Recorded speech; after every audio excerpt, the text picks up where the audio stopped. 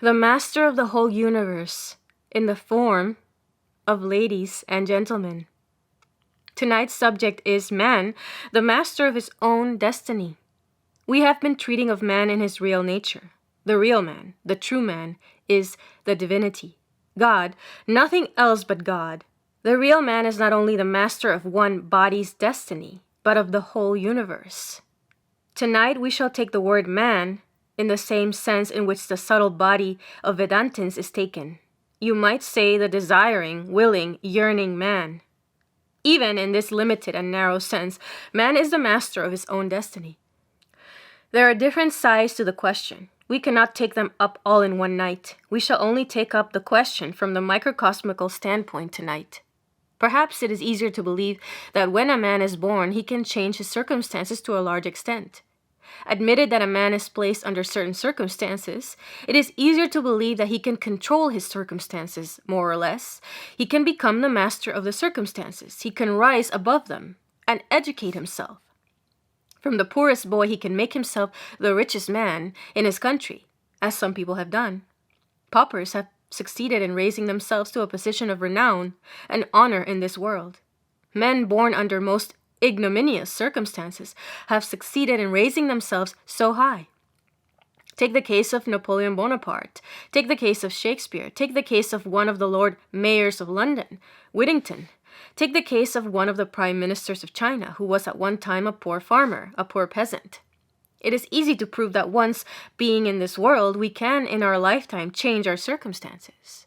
This is easy to prove, but the harder part of the question comes when the Vedanta asserts that even your birth and even your parents are made by yourself. The child is father to the man, but not only that, the child is father to the father. This is hard to prove, but the Vedanta says, look at the question from any side. You are the master of your own destiny. If you are born blind, you are the master of your destiny. You have made yourself blind. If you are born of poor parents, you are the master of your own destiny, for you have made yourself to be born of poor parents. If you are born under most undesirable circumstances, you are the master of your own destiny. You have done that also. Even when you are born, you are the master of your own destiny.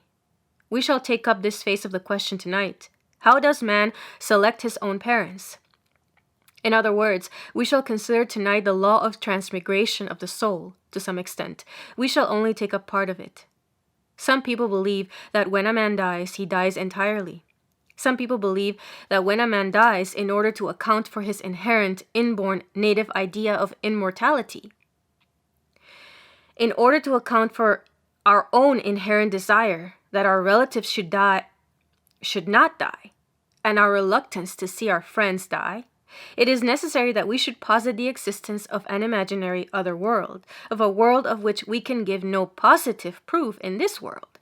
Some people believe that way, and even these people have some truth on their side. And the truth which these people have on their side was discussed in this hall the other evening. But this is not the whole truth. After death, your going to hell or entering heaven is not the whole truth. We have to explain matters on this plane, on the plane of material existence. The laws of your spiritual world have no right to infringe upon the laws of your material world. Here is one man who is buried underground. Earth to earth returneth, is spoken at his grave. But let us see. The body indeed returns to earth, but the body has not perished. The body has simply undergone a change. The material elements of the body are existent in a changed form. They have not perished. The same body of your friend will reappear in the form of a beautiful rose on the grave, and will reappear in the form of fruits and trees one day. It has not perished. Now, what is it about which we feel some doubt? Is it the spirit, the truth, the real God that has perished? No, that can never perish. The real individual, the true man, could never perish, could never be destroyed. Then what is it about which we are doubtful? It is the subtle body, in other words, the mental desires, the mental feelings, emotions, the cravings of the heart, the wishes of the mind, the willing and yearning of the soul, as you might say. This is what makes up the subtle body. What about that? The man is buried. Are these things also buried? No, they could not be buried. But what has become of them? All the question is about this. All the question is about this subtle body, which consists of your mental energy, the inner activity or inner emotions, feelings, and desires. The resultant of this energy, emotions, inner desires, etc. The combination or aggregate of these, what becomes of that? To say that this goes on in the spiritual world, and here I refer to a plane which you cannot prove by the mechanical laws, may be all right from your standpoint, but science wants proof. But science wants a proof on the material plane of what becomes of this energy. You know the inevitable, universal law which science has placed beyond all doubt, namely, that nothing in this world can be destroyed. Here is the law of the persistence of force, the law of the indestructibility of matter, the law of the conservation of energy. It tells you that nothing can be destroyed. Well, if the body was not to be destroyed but was simply to change its state, and if the divinity in us was not to be destroyed but was permanent, immutable, then should these mental desires, mental energy, inner life be destroyed? Why should they be destroyed? The irresistible law of the conservation of energy tells us that they can never be destroyed. You have no right to say that they are destroyed. They must live on. They must live on. They may change their place, they may change their state, but they must live on. They can never be destroyed. Just as when you take a candle and light it, in half an hour we see that everything is lost, the wax, wick, and all gone, all gone. But chemistry proves that it is not destroyed, it is not lost. By means of a bent test tube containing caustic soda and another chemical, it is shown that all that was apparently lost of the candle is present, is caught in that bent test tube. When we have a saucer full of water and all the water in it has evaporated, the ordinary man will say, oh, the water is lost, the water is gone. But physics tells us that it is not gone. By experiments, it is shown that it is present in the air. It cannot be destroyed. Similarly, when a man dies, his mental energy, the desires, emotions, feelings apparently suffer a loss and seem apparently to suffer death.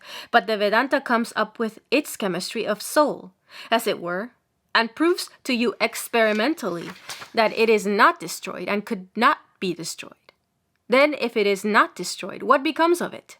We shall solve this question in the same way as we solve mathematical problems. We take up a problem and we look at the data as well as the quisita, the hypothesis as well as the required conclusion. We meditate upon both sides, sometimes by meditating upon the hypotheses or the data alone, we succeed in proving the whole thing. And sometimes we have to take up the conclusion or quisita and reflect upon that. And to think and to connect the quisita with the data or connect the conclusion with the hypothesis. Well, what are the data and what is the quisita? Life and death, these are the quisita and data. The phenomena of birth are like the data and the phenomena of death are like the quisita, or vice versa. It is one and the same thing. Here are so many people being born into the world, and there are so many people dying. These people who are apparently dying, if their mental energy or their desires, etc., die with them, then by assuming anything like that, you will be positing something against the established laws of science. If our mental energies pass away, then there will be something passing into nothing. But you know that it is impossible. Something can never pass into nothing. To avoid that fallacy, you must believe that after death, mental desires, mental energy, and mental activity do not pass into nothing. You must assume that first. You must take that for granted. You must accept that. And the next question will be, what becomes of it?